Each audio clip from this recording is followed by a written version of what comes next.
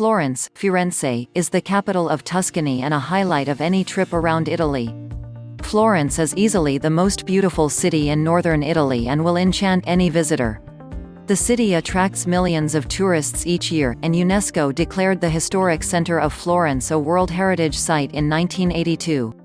The city is noted for its culture, Renaissance art and architecture and monuments. The city also contains numerous museums and art galleries, such as the Uffizi Gallery and the Palazzo Pitti, and still exerts an influence in the fields of art, culture and politics.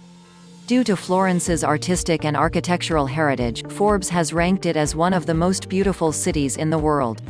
Florence is known for being the birthplace of the Renaissance period and packed full of treasures.